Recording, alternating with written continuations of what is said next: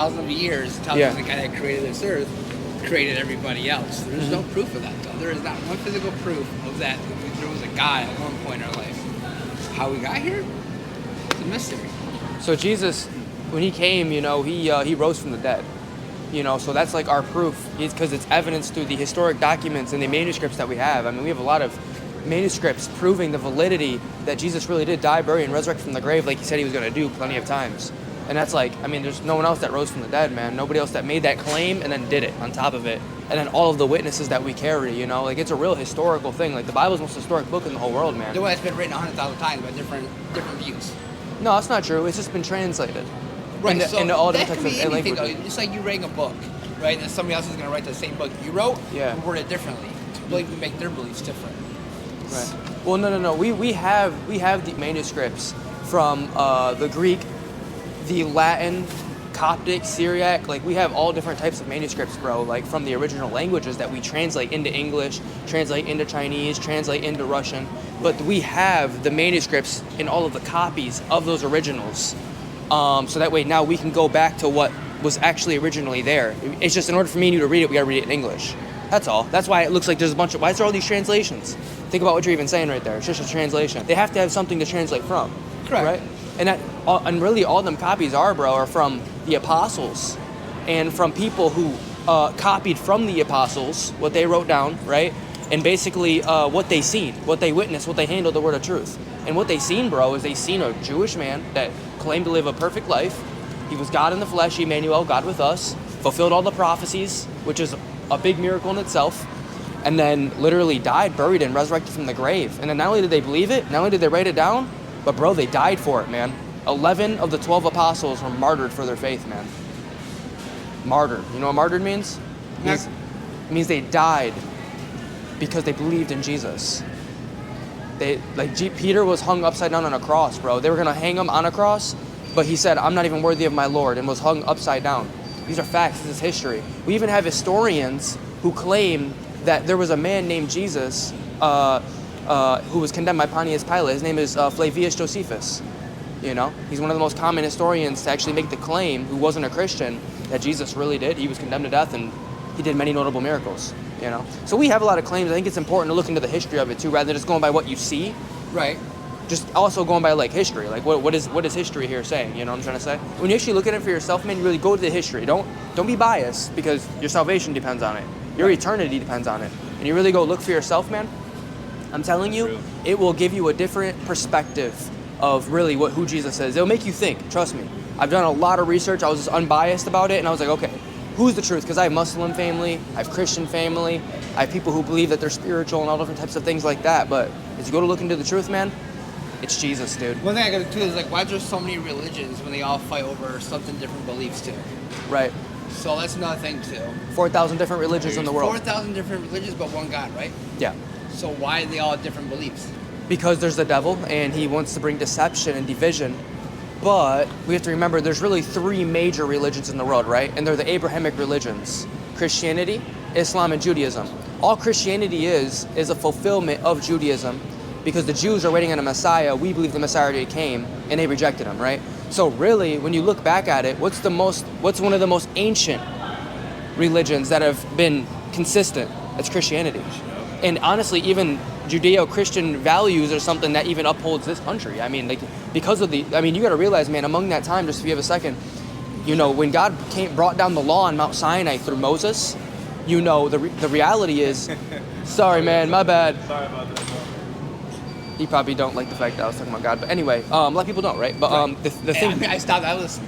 It's crazy. You know what I mean? So check this out. So when God brought down the law through Moses, like the 10 Commandments, the reason why it was so special is because people worshipped all different types of gods at that time too. There's nothing new under the sun, bro. There's always been all different types of religions and all different types of things like that. It's just a matter of who is the God of gods, who is El Elyon, which is the Hebrew word for God Most High, right? The reality is that the reason why we know that Yahweh is who he is, because when that law came down, the justice, the righteousness that was through that law was so different from all of these other gods, because all these other gods required something of these people, man. Child sacrifice, this nasty rebellion and sin, man, So God when he brought down the law, it showed who he is and his nature, man, of his righteousness, his holiness, his justice. I mean, there's no other entity like him. So that's why we call God holy, because there's no one like him in heaven or on earth. And that's why when you really study who he is and how Jesus fulfilled the law, he gave it all meaning, and he literally fulfilled it and then died to release us from the law. That's why I don't have to wear wool and linen and all that stuff. You know what I'm saying? Right. Because now he fulfilled all of that. Now he's my righteousness. So when he fulfilled the law, he dies. He releases me from the law. Now I can't keep it because in my conscience I know I've broken it, right? All of us are imperfect. We've all broken and sinned against God, if you believe in God, right? No matter if you don't believe in God, in your conscience you know that invisibly you know that between right and wrong. Right and wrong, for sure. 100%. And that's another reason why we know there's God, because you're not just a clump of cells made up into some type of being that just has all this order and structure and how much of a perfect design you are as a human being. So my point is through that's why Jesus had to come, because of our conscience being dead toward God. He came, fulfilled the law, died for you and me on a cross, bro, took a terrible punishment upon himself, and then literally resurrected from the grave. And he took the wrath of God that me and you deserve for our sin, man. I mean, if there's a God, he should be just, right?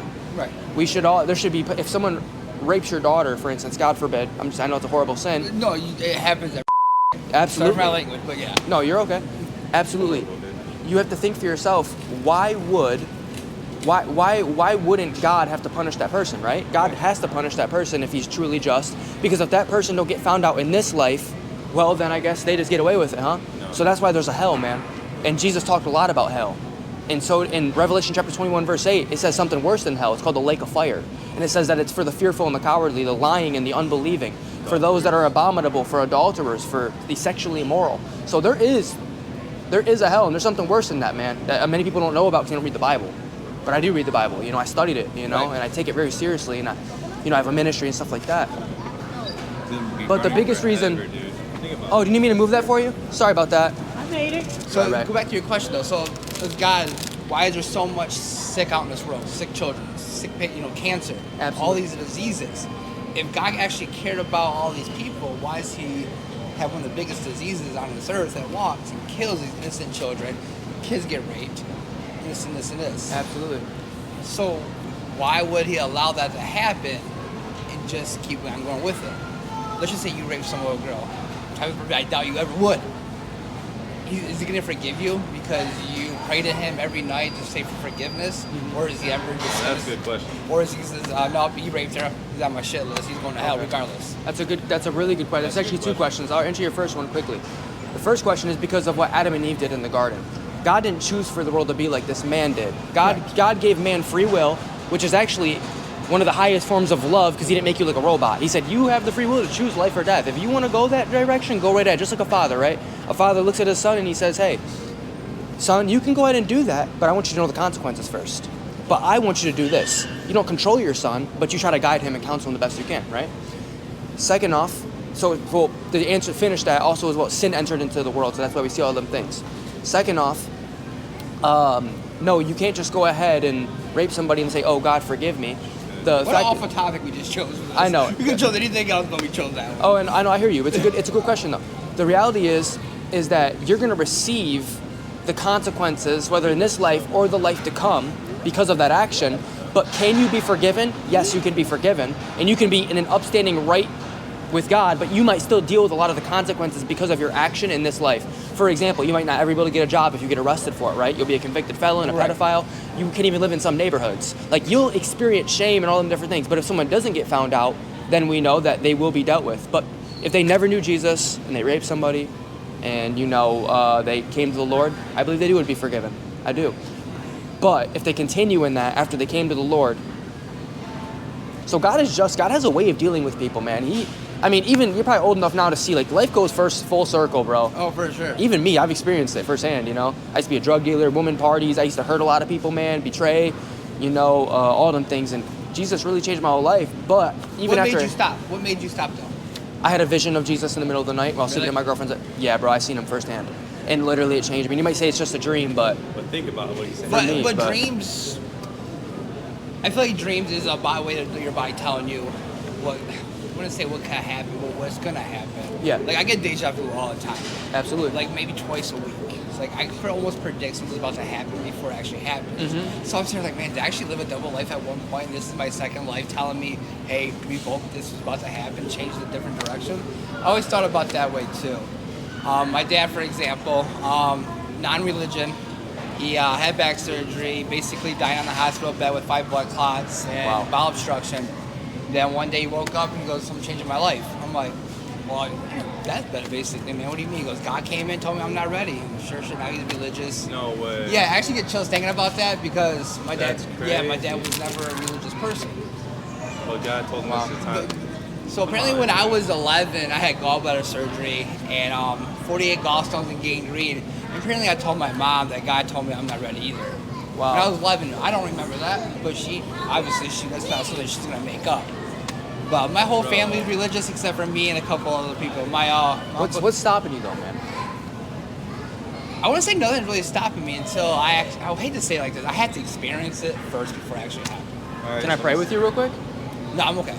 A 2-second No, prayer. I appreciate it. A 2-second No, I prayer. appreciate it. No, you I'm can good. feel the presence of God, bro. Feel the presence. No, You don't want to feel it. The pressure. I can feel the pressure looking at me. No. Check this out though. Hold on. But Jesus did say, "What? Blessed are those who have not seen yet still believe." Yes, still believe. Yeah, it's not about a feeling. It's not about this. But I'm letting you know that that's how confident I am. Like, I see people. I've literally had this same encounter with an atheist in a Walmart. I'm not kidding. This is probably about a year and a half ago. And literally, bro, I took his hand. I said, check this out, bro. Just prayed with him. Felt the presence of God. Wasn't an atheist no more. It's that simple, bro. I see people anxiety, depression, and it fear. sounds like Jesus come in my heart, but like if you really like want Jesus come into my heart, you really mean it, he's gonna come. See, that's hard to believe though, being an atheist and change just like that. I have it on video. Really? Yeah, I have a YouTube channel, bro. I'm so serious. I know, I can see them like off the camera. What's your guys' YouTube channel? One Mission Ministry. You know, the biggest thing you need is a revelation, which means you need the eyes of your heart to be unveiled to the reality of who Christ is. And that's something that not even me I can do for you, bro. That's only something that if you seek, you'll find. If you ask, you'll receive. If you say, God, if what these guys are saying is true, tell me who you are, because I mean, they're kind of right. I don't want to go to hell for eternity, you know? Because if you try to get there on your own, man, you're going to go to hell, bro. You know, and I hate to say it like that, and people will be like, oh, he's fear-mongering. But really, I'm just telling you the truth of what the Bible says, bro. It's what you believe. You know what I mean? If people don't like what you believe in, then really you don't have time for that. Yeah, and I have to, like, if I'm going to be a correct representative of the President of the United States, right, I got to be honest, like, yeah, the President's not too happy right now. Well, it's the same thing with Jesus. If I'm going to be a real representative, I can't just say, hey, everything's going to be okay. Well, I'd be lying to you, you know? Right. For me, truth is love. I was lied to my whole life, man. I'm so seeking after truth. I have no reason to live in a delusion. I'm 24 years old. I would much rather just, if it was up to me, I'd go party and all this stuff, right? But after Jesus changed my life, I lost some desires, man. I don't want to do that no more, dude. I'm good, dude. I just want to seek the Lord. I want to spend time with I could never imagine myself praying and reading, and I'm like, I wasn't religious. I mean, dude, anyone who knew me, you knew I was a drug dealer, bro. You know, and I know there's things that you can come up with your mind to justify it, but at the end of the day, bro, I seen Jesus has changed my whole life. So much to the point where I was living with my girlfriend for a year and a half, and I moved out because of repentance, because I knew I was living in fornication, because of sexual morality, man, and I knew I was going to go to hell if I didn't move out, and I did. And I moved with my Muslim father, man, and it was a very hard journey for me. But it transformed me into the man I am today. I just feel to tell you that, man. I won't hold you up all day, bro, so you're trying to cook your little meal. No, I'll tell you what, I'll make you guys a deal. I'll watch your guys' YouTube videos, and I'll look into it, and if I want to reach out to you guys personally. Awesome, Sure. bro. Maybe if I see you guys again, it's a sign, right? That's Absolutely, God, bro, absolutely. Appreciate you guys. All right, God bless you, brother. What's your name? Mike. Mike, Caleb.